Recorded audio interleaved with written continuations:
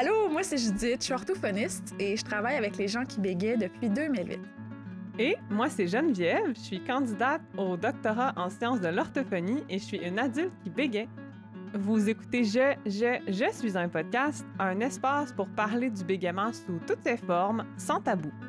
Dans l'épisode, on reçoit Renaud Ouimet. C'est un jeune cinéaste qui vit à Montréal, qui a fait un court-métrage sur le bégaiement qui est vraiment chouette et dont on va parler, qui s'intitule Le Bon Souffle. Je suis un podcast est créé par l'Association Bégaiement Communication, une association pour les adultes qui bégayent. On vous invite au abcbégaiement.org pour connaître tous les services, les ressources, les activités de l'ABC. Vous pouvez suivre l'association aussi sur Instagram, Facebook, sous le nom ABC Bégaiement. Bonne écoute, merci d'être là et de nous suivre. Oui! Salut Judith. Hey, salut Geneviève, comment tu vas? Bien, il fait soleil, il fait pas trop froid. Toi? C'est beau, ça C'est va beau? bien, ça va bien. Aujourd'hui, on reçoit un superbe invité. On est très, très contente de te recevoir, Renaud Ouimet, qui est avec nous. Allô, Renaud? Allô, Judith. Aimerais-tu te présenter pour nos auditeurs et auditrices? Oui, oui, c'est ça. Je suis un scénariste, réalisateur de court-métrage montréalais. Et en fait, j'ai fait un court-métrage en 2022 qui traitait du bégaiement, puis que j'avais fait un peu en partenariat ou plutôt avec l'aide d'ABC Bégaiement. Et j'avais présenté le film, je pense, à l'écriture. Je crois que c'était le scénario que j'avais envoyé à Geneviève, puis pour avoir ses commentaires, puis d'avoir son avis externe sur le traitement du bégaiement. Et finalement, après, je pense que j'avais envoyé le résultat final du film. Et finalement, on avait fait une présentation dans le cadre d'une rencontre avec les membres d'ABC. Qui était, je crois, en 2023, quelque chose comme octobre-novembre 2023. Ouais. Ouais, c'est ça, comme ça qu'on s'est Ouais. connus, hein? Ouais, Geneviève. Mhm. Ouais, c'était à la journée rencontre, effectivement, en 2023. Tu avais présenté ton film, on avait fait un Q&A après, puis les gens avaient beaucoup à apprécier. Les gens disaient qu'ils se reconnaissaient dans ton film puis que ça leur faisait du bien. Ouais, et puis ça m'avait fait vraiment plaisir, ça, ce moment-là, justement, parce que j'étais réellement stressé avant de commencer parce que évidemment que je voulais pas, c'est ça, c'est super délicat, puis euh, tous les gens qui étaient dans la salle, presque c'est des gens qui bégayaient. Puis le film est aussi dur à regarder. Moi, personnellement, je l'ai vu des centaines de fois. J'ai toujours un peu de la misère à le regarder. Pas pour son ensemble, mais pour certaines scènes, juste certains moments où émotionnellement c'est très intense. Puis c'est ça, fait que la réponse m'a vraiment, vraiment, vraiment plu. Puis oui, ça, c'était, c'est peut-être le top représentation du film qu'on a fait. C'est assurément mon meilleur souvenir là, de rencontre avec un public pour ce film-là. Ouais. Ah Puis oui. et évidemment, nous, on a vu ton film, on le connaît bien, mais pour nos auditeuristes, est-ce que tu voudrais décrire ton film? Ouais, en fait, c'est un court-métrage sur un homme qui doit se rendre dans un bureau de poste pour aller chercher un colis.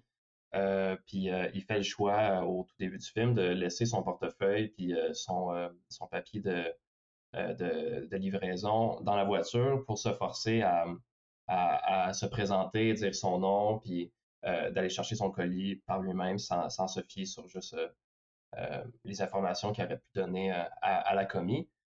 Puis en fait, le problème, c'est que il n'arrive pas à dire son nom. C'est vraiment là qu'il se met à bégayer fortement, puis qui, sans nécessairement tout expliquer sur le film, mais c'est cette recherche de ce colis-là comme quelque chose de symbolique et le fait qu'il ce soit difficile pour lui de dire son nom pour se, se nommer, pour montrer qui il est, puis qui est une manière de mettre un pied en avant de l'autre, puis de prouver son identité, tu sais. C'est pour ça que pour moi, tout le film est une question d'une recherche identitaire, puis une manière de dire je suis cette personne-là, puis j'ai besoin d'être vu et d'être pris en compte. Puis, en fait, toute cette question de la difficulté à dire son nom, moi, c'est personnellement le truc qui, je pense, a le plus représenté mon bégaiement. Puis maintenant, j'ai un rapport beaucoup plus facile avec le bégaiement. Là, depuis on pourra en parler, mais c'était pour ça, en fait, là, que j'ai voulu faire le film au départ. Mais quand même, dire mon nom, me présenter à une personne puis dire mon nom, c'est toujours comme je bégayais quasiment tout le temps, où généralement il n'y a rien qui sort, j'ai un silence et tout, puis c'est toujours compliqué. Puis j'ai appris en fait que je suis vraiment pas seul, là, c'est Ah assez ouais, c'est courant, ça. c'est Moi, ça. c'est ça quand. Ouais. Ouais. Non, Puis moi aussi, c'est pareil, là, de dire mon nom, c'est systématique, là. Bref, excuse-moi, je voulais pas te couper, mais non, mais c'est je ça, partage vraiment cette mais expérience-là. justement, je m'en souviens que quand on s'en était parlé, tu m'avais confirmé que c'est ça, que c'est une expérience assez courante, puis je savais même pas en fait. Ça va être comme, ok, wow, ok, je pensais que c'était juste moi un truc précisément que j'avais avec ça. Et donc, finalement, ça, c'est pour ça que c'est très central au film, cette question c'est pas juste de dire son nom, mais c'est ça, qui est une manière de montrer qui il est, puis de réussir à être pris en compte, puis d'exister dans le regard des autres. Et donc voilà. C'est un petit film de 10 minutes. Ouais. C'est un magnifique film qui est disponible d'ailleurs en ligne. Oui, il est sur la plateforme UniTV et Hmm. de TV5. C'est accessible gratuitement sur des plateformes, les applications, et sinon sur le site Internet directement de TV5, UniTV. Parfait. On va mettre le lien. Mais c'est un film aussi, c'est ça, c'est très dur dans le sens que c'est beaucoup d'émotions, puis on le voit, le bégaiement de l'intérieur, tu sais, avec le Mm. son, avec tout ce que tu as voulu créer lorsque le moment de bégaiement, particulièrement lorsqu'il dit son nom. Moi, ce que j'ai trouvé vraiment puissant, c'est comme on sent à l'intérieur de son corps un peu. Je pense que ça peut faire comprendre qu'est-ce que c'est finalement, bégayer, pour les gens qui bégayent pas, peut-être. Donc, moi, j'ai trouvé ça vraiment puissant de voir ça, Ouais. puis de sentir ça, puis d'entendre, puis de. C'est. Ouais, c'est, c'est un très, très beau film, mais quand même un peu dur. Tu comprends ce que je veux dire, là? Dans le sens que Mhm. c'est chargé, là, tu sais. Mm. Ah oui, oui, oui. Puis c'était ça le but quand même. Dans le film, il y a aussi des gens d'autres personnes qui sont dans le bureau de poste puis qui attendent pour avoir leur colis. Puis le regard de ces gens-là sur le personnage principal est très important. Puis c'était d'une certaine manière le regard des gens dans la vie de tous les jours sur les gens qui bégaient, mais aussi le regard du spectateur. C'est le but de faire un effet miroir sur le spectateur qui regarde aussi ce personnage-là, qui est mal à l'aise, qui va avoir de l'empathie, mais qui va aussi, c'est ça, se sentir vraiment inconfortable. Puis qui est juste une situation compliquée, complexe, pour les gens qui en sont témoins, mais de toujours se rappeler, c'est ça, que pour la personne qui le vit, c'est très intense, c'est vraiment plus difficile et malaisant. Puis j'ai voulu aussi, c'est pour ça que bon, tu sais, avec le cinéma, on peut jouer avec le temps, on peut raccourcir le temps, on peut l'étirer, Mm. on peut prendre une situation qui dure 5 secondes, puis la faire durer 45 secondes au cinéma, justement, pour montrer cette intensité-là, de le faire ressentir de manière plus interne, plus subjective. Puis là, c'est vraiment ce que j'ai voulu faire parce que, en fait, moi, ça a toujours été mon sentiment. Moi, j'ai un bégaiement. Quand je bégaye, mon bégaiement, généralement, quand je bégaye, c'est que j'ai des silences, mais quand je bégaye, c'est quand vraiment dans des répétitions, c'est assez court. Mais quand même, je le ressens comme si c'était peut-être 15 Mm. secondes alors que j'ai bégayé pendant peut-être juste 3 secondes, 2 secondes. Tu sais. Il y a tout ce Ouais. rapport-là au temps qui est vécu de manière très intense de l'intérieur, que j'ai voulu faire ressentir. Et ouais, c'est ça. Puis c'est pour ça, je pense que c'est plus difficile à regarder, mais le but, c'était vraiment de mettre le spectateur dans les souliers du personnage, puis d'y faire ressentir comme d'une certaine manière, comme peut-être qu'on voulait pas assez fait comprendre, mais c'est comme ça que la personne se sent. Donc, riez pas ou faites juste laisser passer le moment. Puis, une question aussi, c'est ça, pour avoir de l'empathie, je pense, pour comprendre la réalité des autres. Mais c'est un peu ça, Ouais. une de mes premières Mhm. motivations. Ben, Misson, moi, je trouve que c'est très réussi, là. Moi, j'ai écouté ça, puis ça m'a soufflé, là. J'étais aïe, aïe, aïe. Parce que c'est ça aussi, c'est ça, tout, comme tu dis, étirer le temps. Puis c'est vrai que c'est souvent ça que les gens qui bégayent rapportent. Un moment Mhm. de bégaiement apparaît beaucoup plus long que ce qui est réellement, si on le compte pour vrai quantitativement, là. Mais de manière qualitative, c'est vraiment plus long. Puis c'est toute l'affaire de l'inconfort qui arrive, là, les réactions des autres, est-ce qu'il va y avoir quelque chose? Puis là, mais ça prend de l'ampleur. Fait que je trouvais que en tout cas, je pense que j'encourage vraiment les gens qui sont curieux d'aller voir ton film. Vraiment. C'est tant mieux s'il est disponible en ligne. Puis c'est pour ça aussi qu'on voulait t'inviter aujourd'hui pour parler de ton film, mais aussi parce qu'on avait le sujet de la représentation du bégaiement dans les médias. Et on a pensé à toi, évidemment, à cause de ce film-là, entre autres, qu'on avait vu en 2023. Mais puis ce qu'on voulait voir un petit peu avec toi, pourquoi on t'a invité aussi, c'est toi, dans tes souvenirs, est-ce que le bégaiement, dans ce que tu te souviens, comment c'était représenté quand tu le voyais quand tu étais enfant ou on voulait avoir un petit peu cette discussion-là avec toi aussi. Mhm. Ouais, ben c'est ça. C'est sûr que le bon souffle, le but, c'était de faire un personnage qui vraiment répondait aux représentations que je voyais, puis qui peut vraiment juste se représenter par le fait d'avoir des personnes, là, que ce soit un personnage à part entière, que ce soit qu'on sente que c'est une vraie personne, que c'est une personne, oui, qui bégait, mais qui a d'autres caractéristiques, qui a une vie en dehors de ce bureau de poste, que c'est une personne qui fonctionne à 360 degrés, que j'aime dire, là, puis que pour moi, ça a toujours été ça. C'était jeune. Bon, il y avait des films comme The King's Speech que là, c'était une représentation tu sais, que j'avais évidemment aucun problème. Puis que ça, je pense, quand j'étais jeune, ça a été la bonne représentation que j'avais vue. Mais autrement, je voyais les personnages bègues. Souvent, c'était les bouffons, c'était le personnage qui. euh, Toujours l'idée que c'est pas un personnage, c'est comme un demi-personnage. Quelqu'un qui va Mm. juste être là pour quelques scènes pour être comme l'ami du personnage principal, ça va soit servir pour qu'on ait de la sympathie pour le personnage principal, parce qu'on va se dire qu'il est une bonne personne d'être ami avec une personne bègue, ou sinon, ben, c'est Aïe, aïe, aïe. carrément d'être le personnage bègue qui va juste comme créer des scènes comiques ou des scènes, des, ce côté un peu bouffon, ce côté un peu clown, puis qu'on rit à ses dépens. Puis de là aussi l'idée, comme je disais plus tôt, pour le bon souffle, de faire un film où là, qu'on allait faire ressentir c'est quoi vraiment l'expérience du bégaiement. Pour moi, c'est ça, c'est que pour vraiment représenter un personnage bègue ou une personne qui bégait, de cette manière-là, à l'écran, il faut vraiment ne pas bien comprendre qu'est-ce que c'est vraiment que l'expérience du bégaiement pour en faire juste comme une histoire Mm. comique, là, pour que ce soit juste comme. C'est pas une vraie personne, là. C'est comme juste d'utiliser le bégaiement finalement puis, bon, c'est ça. Pas, pour moi, je sais pas pourquoi que des gens faisaient ça. Je sais pas Hmm. qu'est-ce Ouais, qui c'est était si vrai, hein? drôle parce que. Ouais. Ben, euh, j'ai une...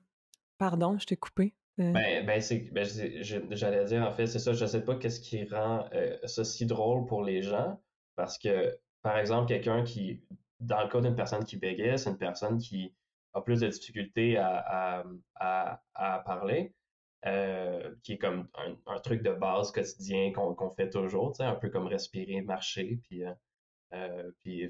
par exemple, des gens qui ont un handicap physique, qui manquent une jambe ou comme évidemment, comme tu vois jamais de scène burlesque d'une personne unijambiste qui tombe à terre, puis là, c'est fait pour que de manière générale, les gens trouvent ça drôle, que ce soit comme un running gag euh, comme facile et qui qui se répètent, mettons, d'œuvre en œuvre, que les gens continuent d'utiliser, puis c'est comme, ah oui, c'est toujours drôle ça, une personne, Ah, une c'est jambe, tu vrai. sais, comme, mais qui a ce rapport-là, Mhm. comme au bégaiement, Mm. comme, ah oui, ça marche toujours ça. Si tu mets comme une scène de quelqu'un qui bégait dans un contexte X, puis que ça rend la situation, comme les gens vont trouver ça drôle en général, ou du moins, tu sais, de manière peut-être dans un univers plus, peut-être mainstream, moi quand j'étais jeune, mais que c'est quand même vraiment spécial parce que il y a juste, on dirait, le bégaiement où on se permet de faire ça, mais quand, de plein d'autres manières, cette question d'un handicap ou d'une difficulté sur certains éléments de nos vies au quotidien, c'est jamais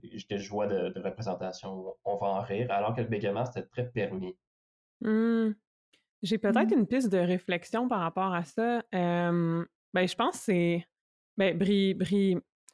Brièvement, là, j'ai l'impression qu'il y a deux choses, que le bégaiement est pas encore, comme de plus en plus, mais pas encore, puis surtout dans le passé, il n'était pas du tout vu comme un handicap ou une difficulté qui est sérieuse. Les gens voyaient ça plus comme une mauvaise habitude ou un trait d'anxiété très fort qui était risible. Puis dans un projet de recherche que je suis en train de faire, qui est en cours, puis les résultats sont pas analysés, l'analyse du projet est pas terminée, mais c'est quand même une piste de réflexion, là. On a un énorme corpus de films, puis ce qu'on voit, c'est que le bégaiement est souvent utilisé pour renforcer un stéréotype qui existe déjà, comme un personnage qui est awkward ou qui est ridicule ou qui est geek puis qui s'isole, ben le bégaiement va comme être utilisé pour renforcer ça puis que ça soit encore plus drôle ou accentué, tu sais. Fait que c'est une piste de réflexion que... Ouais.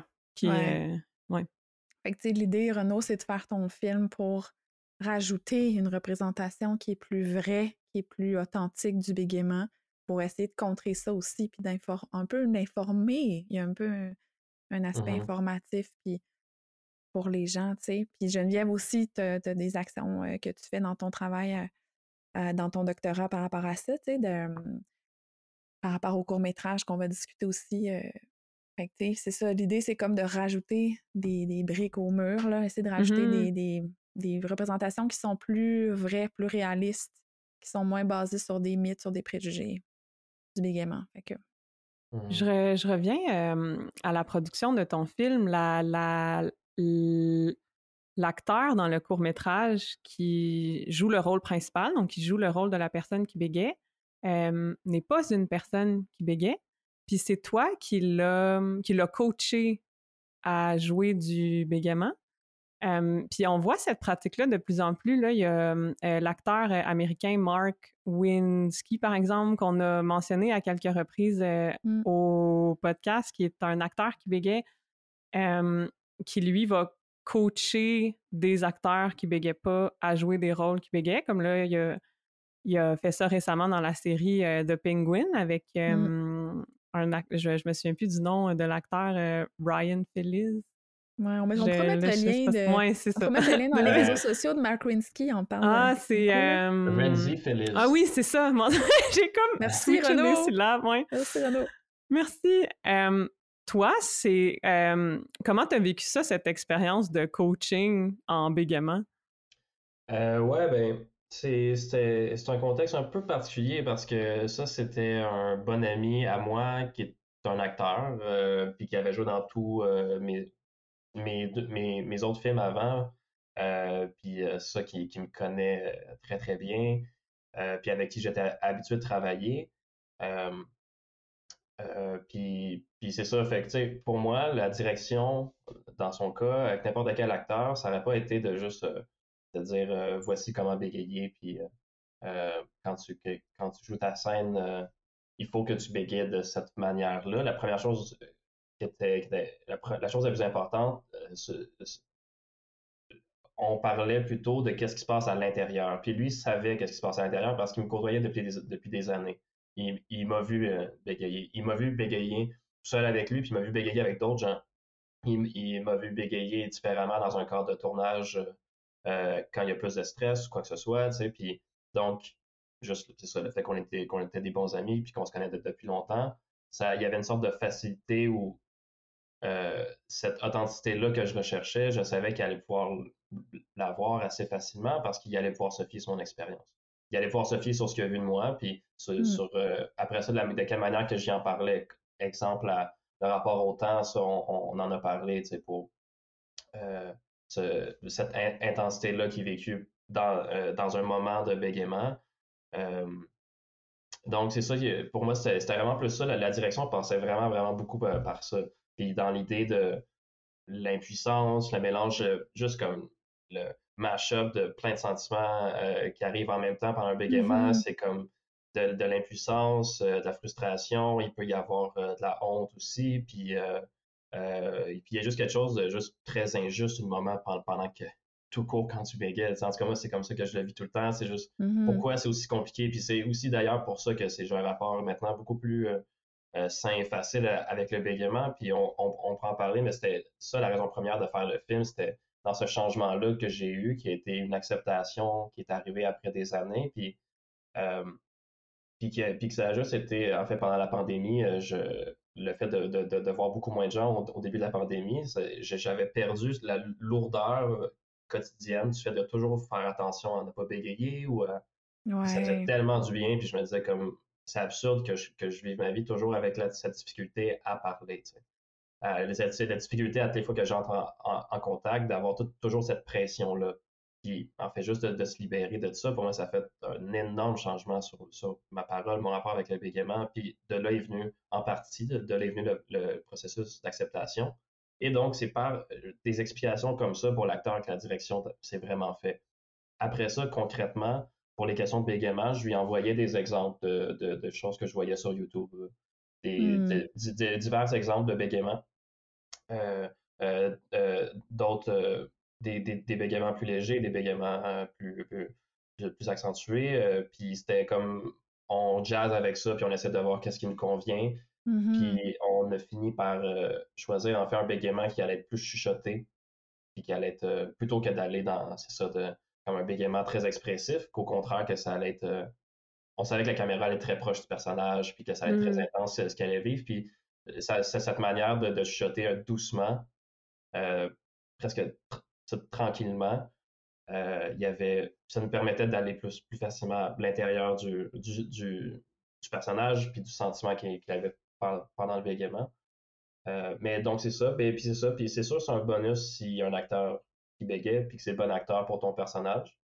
Mais pour moi la question du casting est toujours plus importante. Fait que c'est comme Hmm. là pour moi c'était l'acteur que j'avais en tête dès le début quand j'ai écrit, puis pour tout ce que j'ai dit plus tôt, c'est je sentais qu'il allait très bien comprendre Hmm. le personnage et tout. Fait que c'est ça qui était le plus important. Après ça, d'apprendre le bégaiement, c'est une partie du travail plus technique, comme avec un acteur, de jouer la démarche, de jouer tout rapport physique ou de quelle manière qu'on peut construire un personnage par le comportement. Ben là, le bégaiement faisait partie de ça.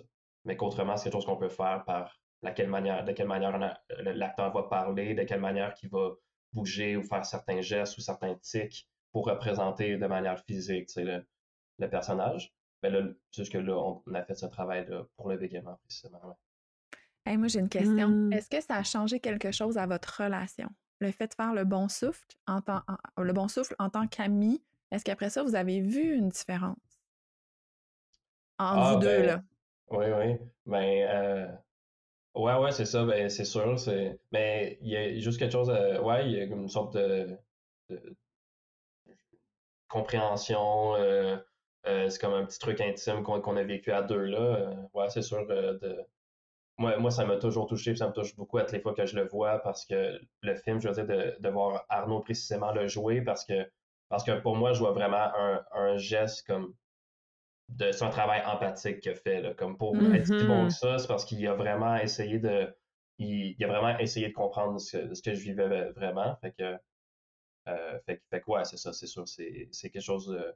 C'est toujours très beau, là, mais ça, c'est quelque chose qu'on peut voir faire comme un geste créatif avec des gens, même si c'est pas tes amis ou des relations amoureuses. C'est toujours quelque chose de spécial de faire un geste créatif avec quelqu'un, mais encore plus, c'est une relation avec la personne. C'est sûr que ça nous rapproche, c'est sûr.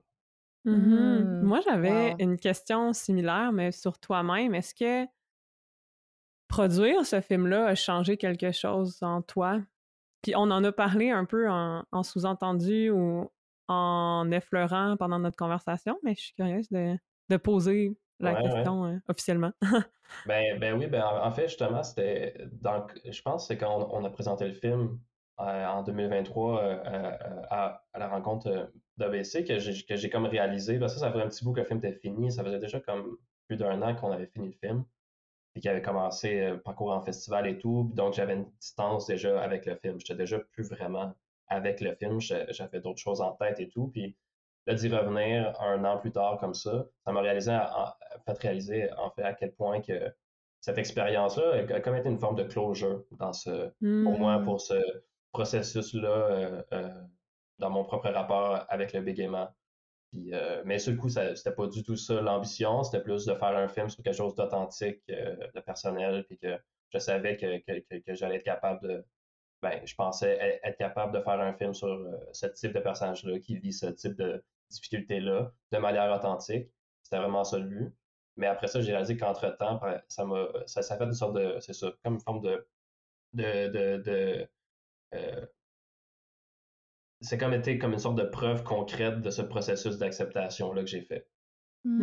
Hmm. Ouais, C'est un autre jalon à ton parcours, dans le fond, ouais, ouais, ce film-là. ouais. Wow! C'est Ben, merci beau. beaucoup. Merci vraiment beaucoup, Merci, Renaud. oui, C'était vraiment. tellement intéressant, puis c'était tellement Ouais. particulier. C'est pour ça qu'on voulait te recevoir avec toute l'expérience que tu as de par ton travail, mais aussi avec le bégaiement, ton film. Donc, tu sais, c'est tellement. On n'a jamais parlé de ça dans d'autres épisodes, je pense, aussi en détail, là. Est-ce que tu dois retravailler avec le thème du bégaiement dans un prochain film? Ouais, c'est ça, c'est sûr que j'aimerais ça. Puis il y a comme une règle, ben pas une règle, mais genre, il y a quelque chose qui arrive souvent là, dans le cinéma, c'est qu'on fait un film, puis après ça, le film suivant, on veut toujours que ce soit complètement différent de ce qu'on a fait. C'est l'idée de comme pas se répéter, puis c'est ça, d'élargir nos horizons. Puis pour le bon souffle, en fait, le bégaiement est hyper central. Tu sais, on, on pourrait dire que c'est un film sur le bégaiement, tu sais. Mais à la base, en le finissant, en fait, j'ai réalisé à quel point que j'aimerais c'est ça, que j'aimerais filmer, vraiment tourner, créer un personnage, d'avoir ces moments-là que je peux faire dans un de mes films où j'ai des personnages qui bégaient d'une manière qui, moi, me fait du bien à voir. Puis qui Mm. serait pas comme là, dans ce cas-là, dans le bon souffle, c'est une situation un peu cathartique où le personnage vit quelque chose de très intense qui finit par un peu amène un renouveau dans son rapport avec le bégaiement, mais que là, au contraire, c'est juste un peu comme la manière que moi, maintenant, je vis avec le bégaiement dans ma vie, qui est comme ça change pas grand-chose dans ma vie, ça va, tu sais. J'arrive à exister, comme je peux travailler, je peux faire comme plein de choses, qui je pense c'est le cas de presque tout le monde qui bégait. De toute façon, un niveau ou à un autre, dans tous les cas, on n'est pas défini par ça. Puis euh, pour moi, ça peut juste être une belle couleur qu'on peut ajouter sur un personnage. Ce serait ça que j'aimerais faire. Que c'est un personnage qui, je sais pas, qui peut être un enquêteur, puis c'est un film d'enquête, par exemple. Puis le personnage bégaye, mais que ça n'amène pas de problème sur sa job et tout. Il arrive à bien vivre avec ça. C'est juste que ça fait partie du lot. C'est comme la couleur de ses cheveux. Mm. Puis d'ailleurs, en fait, on n'en a pas parlé, mais ça me fait penser à un film que j'ai vraiment beaucoup aimé, puis qui a été une représentation que j'ai vraiment aimé du bégaiement. De Once Upon a Time in Hollywood, Tarantino. Le personnage Mm. Ah! de DiCaprio bégait. Ah, Puis ben, Colin! Hey, je l'ai pas vu, mais je voulais le voir Moi avec non Brad plus! Pitt puis Leonardo DiCaprio. Ah, ben, ouais, Bon, puis ben, on sait ce qu'on fait en fin de ouais, semaine. c'est ça.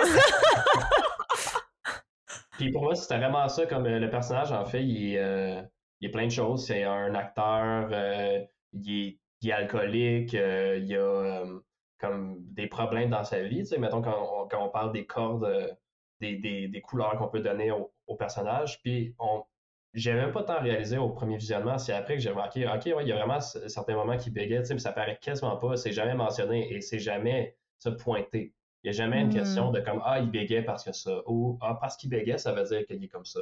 Puisque ça fait partie du lot de ce qu'il est. Puis comme je sentais que c'était traité avec, c'est ça, de manière très authentique de personnes qui bégaient à certains moments de sa vie dans certaines conversations. De Mais manière neutre, c'est ça, tu ouais, de sais. manière neutre, c'est ça, Hmm. ça. Puis c'était jamais jamais, en tout cas, moi, ce que je sentais, pour qu'on rie du personnage ou pour y accorder une valeur négative à ce qu'il est au moment où il bégait.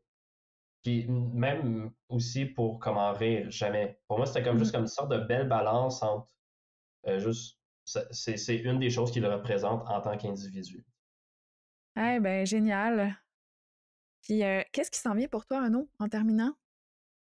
Ben, j'ai terminé récemment ce qui va être mon prochain film, qui est en fait le film que j'ai fait 2 ans après Le Bon Souffle. Fait que là, c'est ça, ça va être le début de la vie en festival de ce film.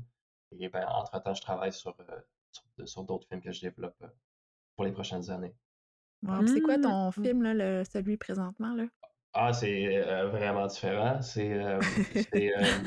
C'est une sorte d'hybride entre un drame relationnel et un genre de film d'horreur / film de fantôme. Je dis vraiment que c'est un hybride, là, mais c'est une femme qui va dans un trip de chalet avec son nouveau chum, entre guillemets, du moins une fréquentation chum, puis la gang d'amis de ce gars-là, puis elle réalise en fait que quand ce gars-là est avec ses amis, il est complètement différent. Puis il y a toute la question de cette vision-là qu'elle a sur cette gang-là et à quel point elle se sent inconfortable ou en danger avec ces gars-là qu'elle ne connaît pas beaucoup.